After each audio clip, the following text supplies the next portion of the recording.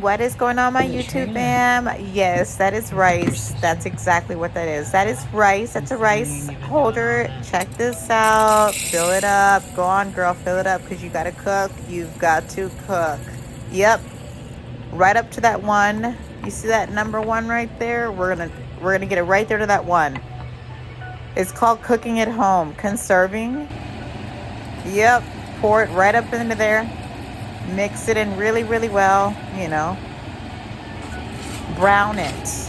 Nothing major. You don't want to burn it or anything. There's a few burnt ones in there, but it's okay. It still came out tasting fabulous. After all the seasonings and everything I'm about to show you that I mixed, you guys, it's giving like a 10 out of 10, the flavor. But let me tell you, I get one Roma,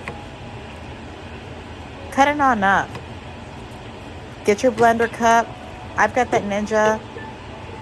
Put some garlic. I use some chicken broth. Half chicken broth and half water, okay?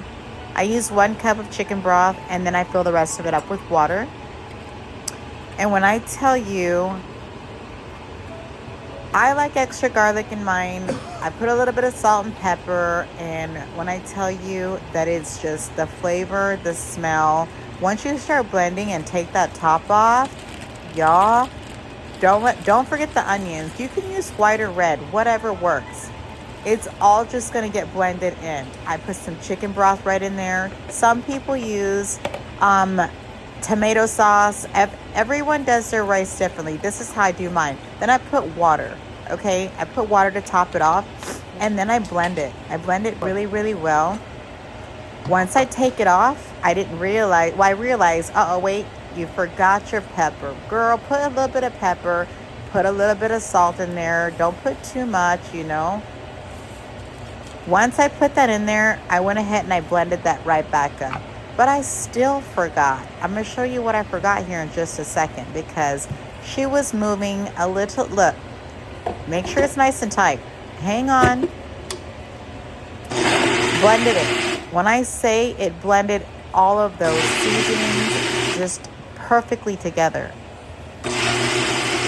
Blend it, blend it, blend it. When you take that top off, the smell. But she forgot to put her chicken and beef oil on, you guys. So here you go there. Your girl had to go back and reblend it all again. It's all right if you have to do it 1, 2, or 3 times. Girl, reblend it because without those, that is the flavor. That's like the cream of the crop. There we go right there. Blend it, blend it, blend it. Okay. And before I poured that right in there, y'all, I shredded my tortillas. Everyone makes their enchiladas different. Some put the seasoning and your tortillas in there just to kind of, soften them up just a little bit so they're not so like flimsy and they break on us when you're making enchiladas. Some dip them in your actual enchilada sauce. I do mine differently. Every mommy is different, but y'all see that right there? It smells so good. Y'all, when I poured that right in there, I can't tell you how good it smelled. And then I just topped a little bit off of it with water and you mix it in. Just mix it in real, real well. Put that lid on there really tight and let it sit.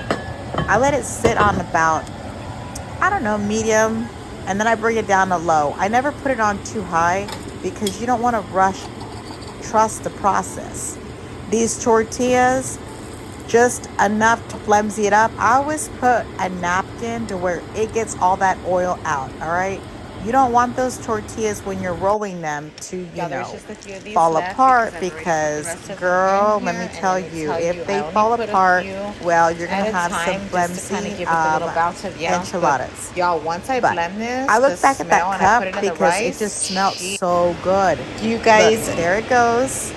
And I usually I put a serrano pepper right up at the top, but let me tell y'all something. Once I blend everything, it smells so good. But also, I'm mixing it up. So you see how there's a few you guys, brown pieces so there? Let's let it cook. That's because your girl was trying, to cook a little bit too fast for a second there. But I rolled them. You see that? I don't usually dip my tortillas. I wait until the end and I just pour it right over.